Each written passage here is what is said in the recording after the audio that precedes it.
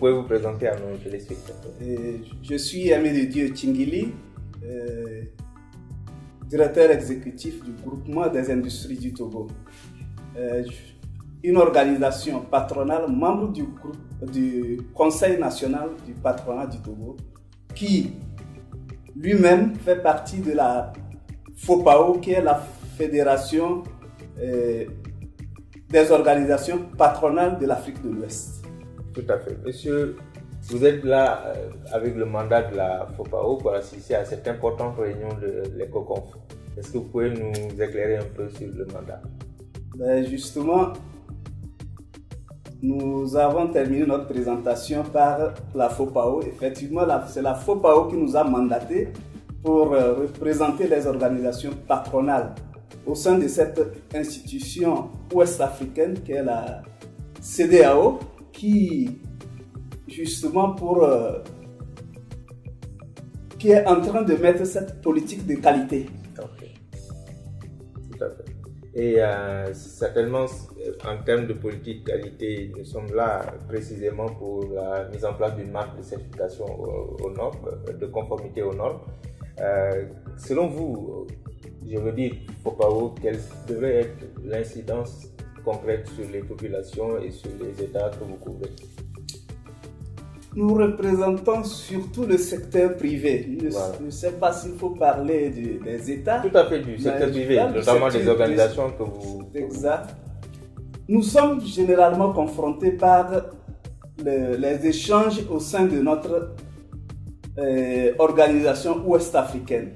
Quand vous voyez un produit qui sort d'un pays pour passer pour être exporté dans un autre pays de la CEDEAO, nous sommes confrontés à certaines barrières et le doute subsiste sur la qualité de ces produits. Alors, chaque pays ayant ses critères d'évaluation des produits. Alors, nous pensons que la mise en place de cette marque communautaire facilitera les échanges entre nos États. D'accord. Donc ça veut dire que, si je comprends bien, que cette marque va apporter un plus dans la fluidité de la circulation des produits au sein.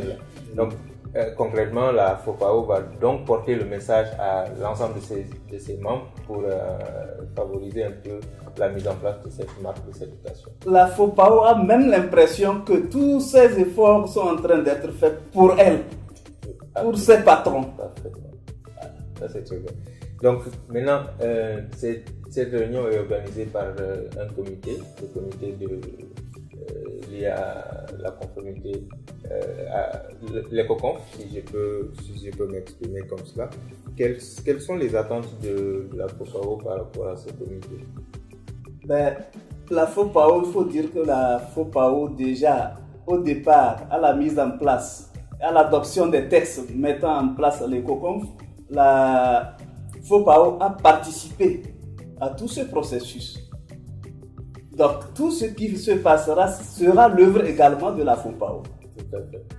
D'où notre implication de la base, du départ jusqu'à l'aboutissement de ce processus. Okay. Donc, votre dernier mot à l'endroit maintenant de toutes ces institutions qui ont certainement permis à tout ce processus que nous sommes en train de suivre. Mon dernier mot sera simplement la reconnaissance. Et je salue profondément la CEDEAO et tous ses démembrements, les partenaires, notamment l'Union européenne et l'ONUDI, justement, pour leur appui, et nous espérons qu'ils seront toujours à nos côtés pour l'aboutissement heureux de nos attentes. Nous vous remercions, monsieur. Nous qui vous remercions.